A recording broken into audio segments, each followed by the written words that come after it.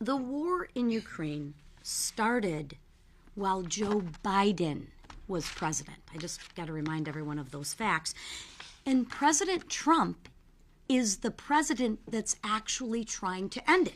So one president starts the war, the other president actually tries to end the war. He inherited this mess from Biden. I know the Democrats want you to forget about that, but every once in a while we have to reset that playing field and remind people. In less than 2 months, President Trump has restored peace through strength and turned the page on Biden's blunders on the world stage. But that's just one of his many accomplishments. President Trump is working at an unprecedented pace. He's putting America and its people first. That's exactly what we just heard from our Secretary of Defense. The president's efforts to rid the Department of Defense of DEI has been profoundly positive. Soldiers are actually excited to be focused on the actual mission, lethality and preparedness, not weakness and wokeness. The president is rooting out waste, fraud, and abuse of taxpayer dollars at the Pentagon. As I mentioned, he returned to the White House and has set Democrats into complete and utter disarray. They have no vision, no plan, and no leader. They only have one thing to offer the American people, and that's fear-mongering. This has caused a messaging crisis in the Democratic Party. They are clearly scrambling. The main goal is to be against, for the Democrats, their main goal is to be against what 77 million American people want. And the House Republicans are calling them out for it. Look no further than tomorrow's Oversight Committee hearing on sanctuary cities. Democrats' radical policies will be on full display, and I encourage you all to watch.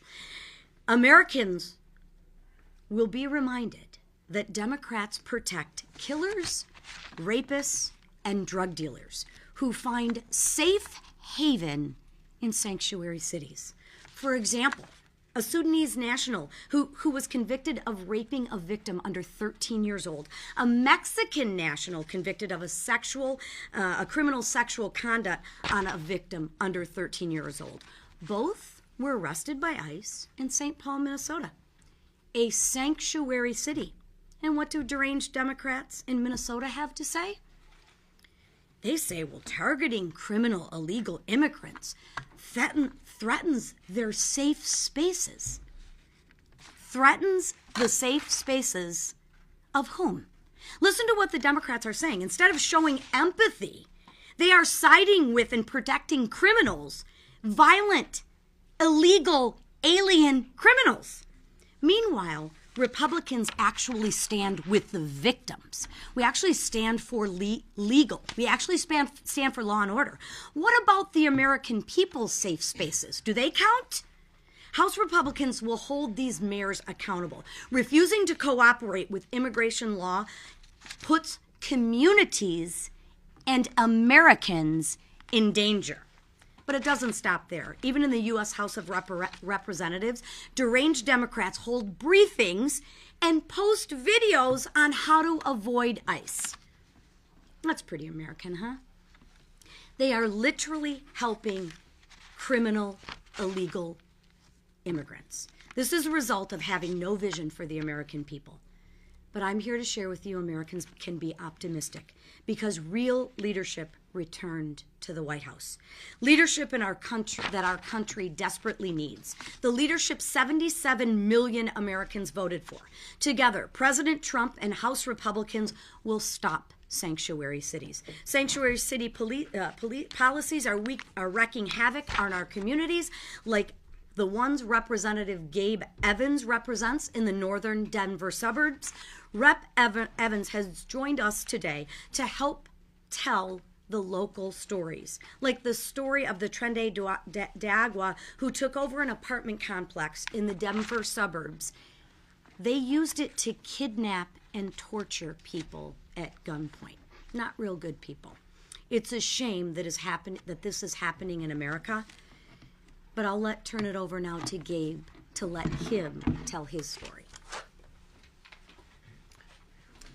Well, thank you, Chairwoman. Gabe Evans from Colorado's 8th Congressional District. And I was a police officer in the Denver metro area for over a decade. In fact, today I'm still wearing my police boots. They're on their third set of soles because that is what keeps me grounded and reminds me why I'm here. My morning routine hasn't changed in 14 years because here in Congress I'm focused on serving the victims of these crimes that you just heard the chairwoman talk about. Let's talk some of the statistics that have happened in Colorado as a result of these sanctuary policies. When I started my law enforcement career, Colorado was 31st in the nation for our crime rate. We're now number 4. Colorado is number 2 in the nation for teenagers overdosing and dying on illegal drugs, predominantly fentanyl. Colorado is once again got the highest rate of motor vehicle theft out of all of the 50 states.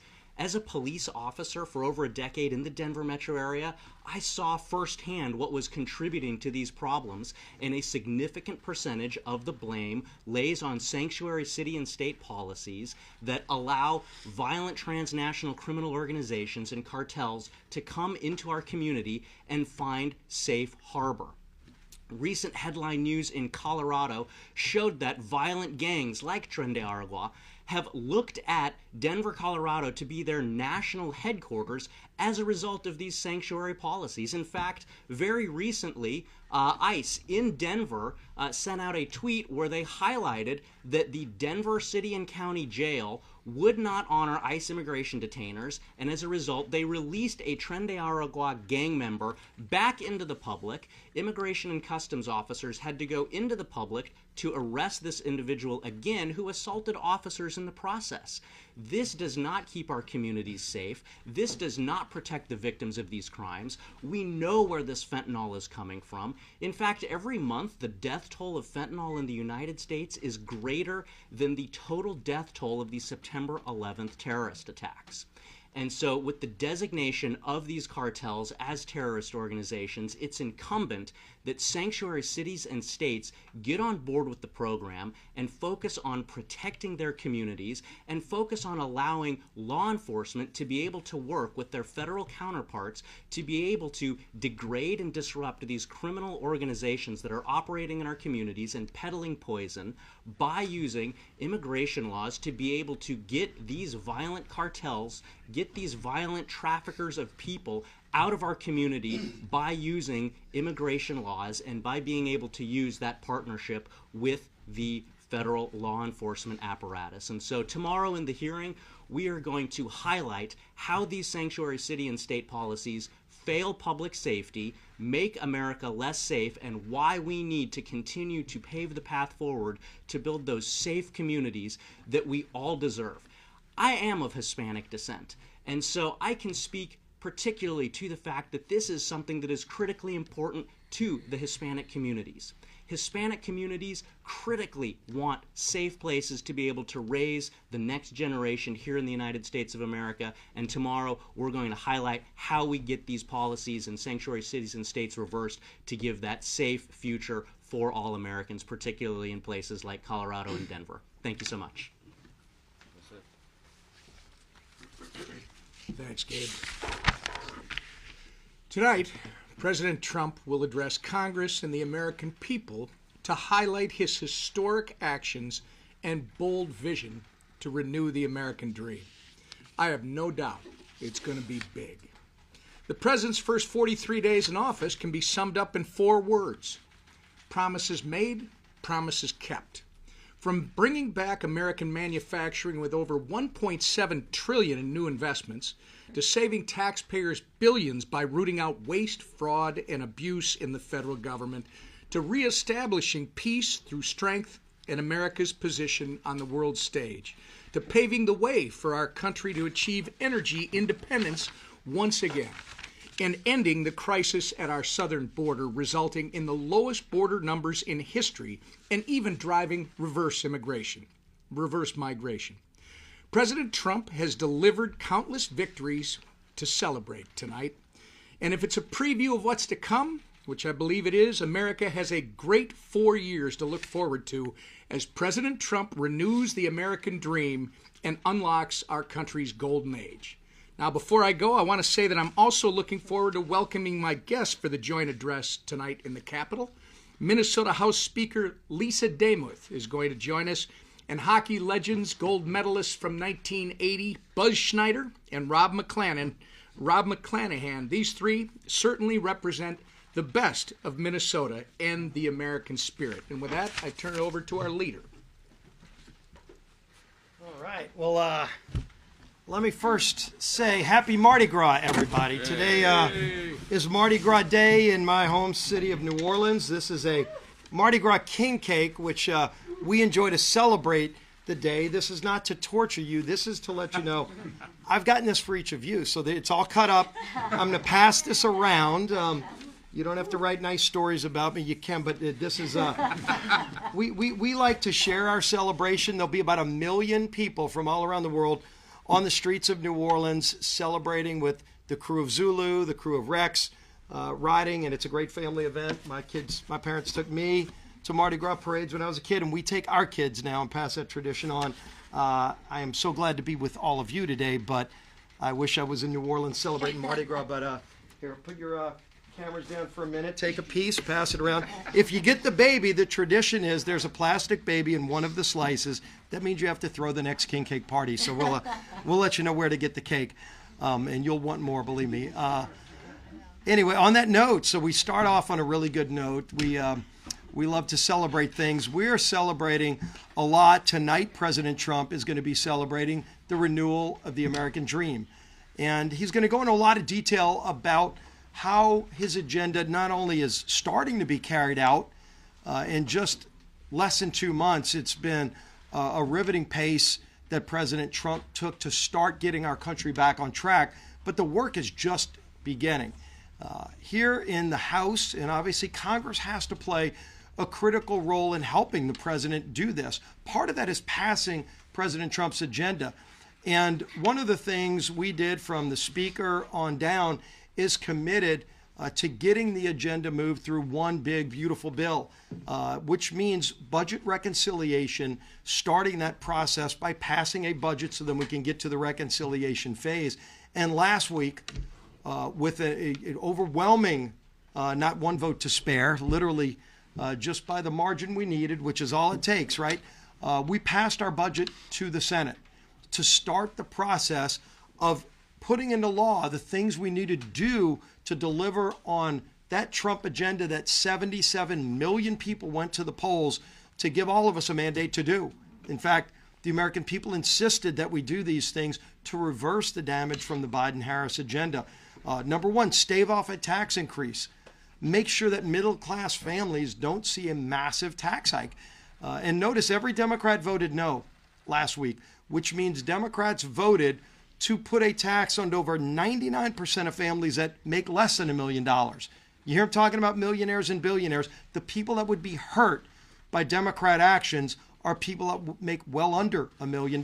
President Trump's trying to eliminate the tax on tips, which, by the way, we support and will be in our package. The average salary of tip workers who will benefit from President Trump's agenda is a family making about $35,000 a year.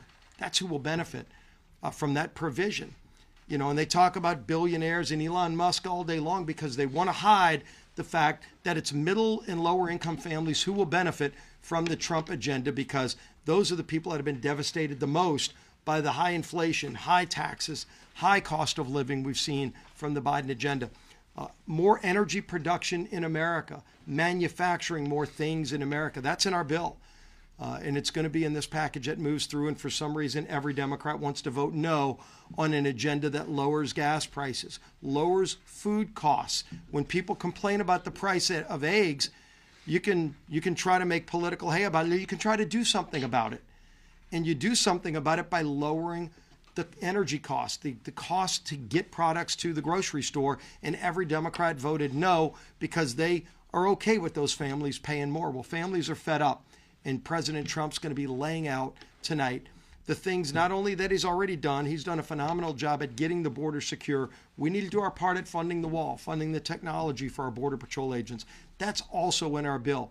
But President Trump is finally starting to bring manufacturing back to this country. The whip talked about almost $2 trillion in private investment that's already being announced by some major companies, some major American companies, some countries and foreign nations that want to now come and build things in America because of President Trump's leadership. Leadership matters, and I think you're going to see great, strong leadership tonight in the President's State of the Union. We will be there. Looking forward to it. The man sitting right behind the President, we know tonight the President's speech will not get ripped up by a Speaker of the House because our Speaker of the House has been leading the cause to usher in this agenda of a renewal of the American dream. Our Speaker, Mike Johnson. Thank you, Mr. Leader. Thanks to all of you. No, we will not be ripping up the speech tonight. I would like to frame it in gilded gold, but I'm not sure how to do that from the podium. I want to welcome you all and happy Mardi Gras. And if I had forethought, I would have brought beads to throw at you. You would have had the whole experience. We had a great weekend. Let me give you a recap on a few things. We had a great weekend down in Florida. We had the House Republicans gathered in Miami for an NRCC winter retreat. It's an annual tradition, and the vibe is so good among Republicans. We had our largest attendance ever, the most members ever participated with their families, and lots of friends and donors and supporters of the cause were down there with us in a great time. We understand that nobody really wants to talk about 2026 yet, the midterm cycle, but we are, because we are very excited about what that is going to yield. We're in very strong position to defy what is the norm. It's not traditionally expected for a new president to pick up seats in that first 2-year midterm for his party, but we are going to grow the majority next year, and we have a great plan to do that. We will be riding the wave of the popularity of President Trump's policies, and he is doing some things that everybody in the country is excited about. Once all this is signed into law, the American people are going to begin to feel real relief at the pump, in their bank account, and in safer communities. This set of policies is what the president ran on, and all of us ran on, and we'll be checking the boxes along the way. Now, polling continues to show the American people are with us on the issues. In Congress, we have the highest approval rating in 4 years. Among Republicans in our party, we have the highest approval rating in over 20 years. You have to go back to August of 2005 to see similar numbers.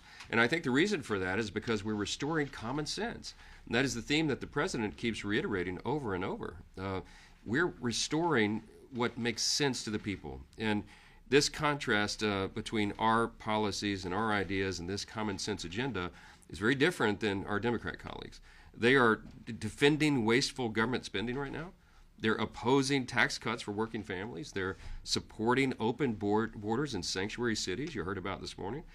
And they're doing all that above the well-being of the American people. And the American people are taking note.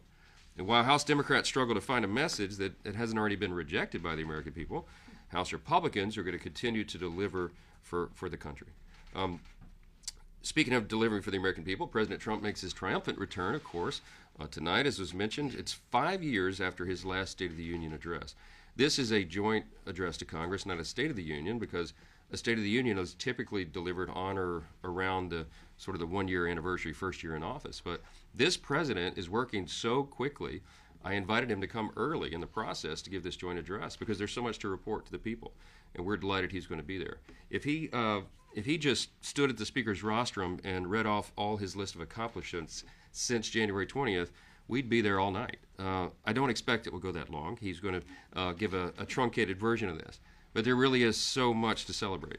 The president has already notched impressive lists of wins in so many categories. There's a few. Securing the border so well that border crossings have hit an historic low.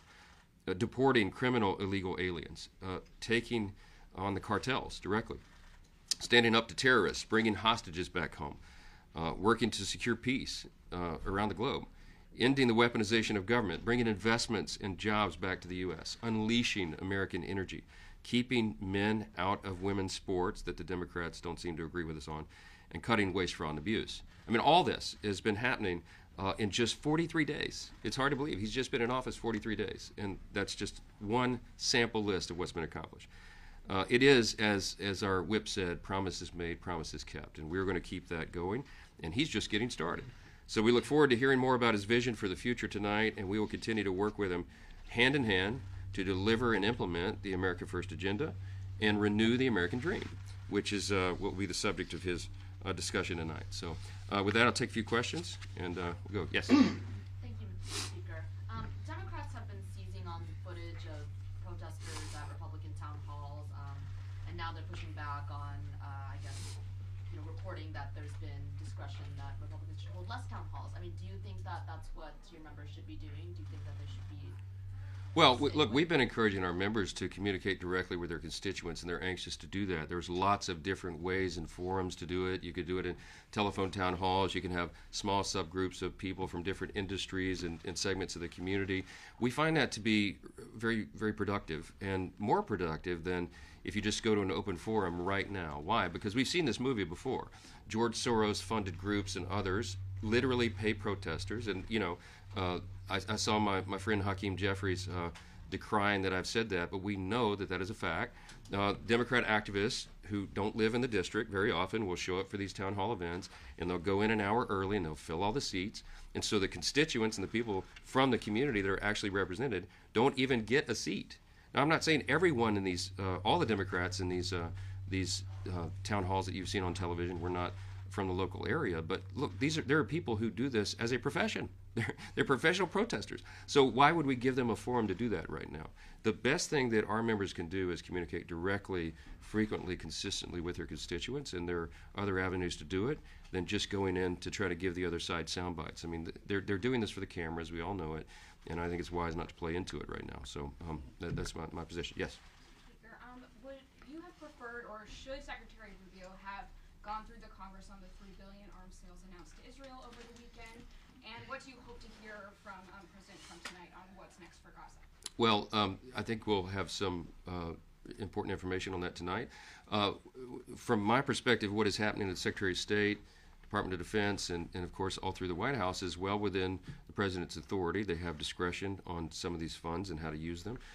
There's been consternation about the announcement that they would pause military aid to Ukraine, and I had a few people ask me this morning, well, don't you think that's a violation of separation of powers or something? It's not. The President has authority to do that, to act as the Commander-in-Chief, to use the strategy that he and his team believe is best fit for that. It's not changing or redirecting something that Congress did, unlike the Biden administration.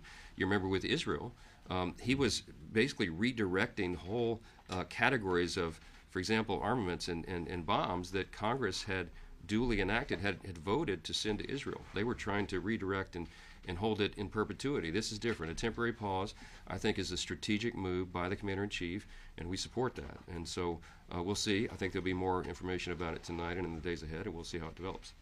Mr. Speaker, if you're moving ahead with a clean CR at current spending levels, does that mean that Congress will be funding programs that may have been eliminated or frozen, and if so, how do you intend to address that? Yeah, so a clean CR allows us to avoid a government shutdown, which isn't good for anyone, while the DOGE effort continues, and it's really critical work, finding fraud, waste, and abuse throughout the government. So what the DOGE effort will do is prepare recommendations for FY26. We have to get FY25 done. We will not be funding fraud, waste, and abuse that's already been discovered. As soon as that is qualified and quantified, okay, it will be codified in that sequence. And what that means is we have a deadline of March 14. We don't have time to calculate all the things in major categories to work in an appropriations process in that amount of time. So what will happen is in a clean CR requested and supported by the President and all of us, we will fund the government responsibly, and at OMB, the Office of Management and Budget, and in the White House, they will not direct funds to these categories of things that have been shown to be abusive. What will happen on the back end, is the way the procedure works, is that we'll be able to go back later and do rescissions and handle it in other ways. The big savings that DOGE is finding, and I'm very excited about this. I've been meeting with Elon Musk about it regularly. We talk about it often. That will be a part of FY26. We're going to get back to regular order, restore the process. We'll get a budget from the White House that reflects all of those savings, because there'll be time to calculate it and do that. And then we will begin the appropriations process for FY26.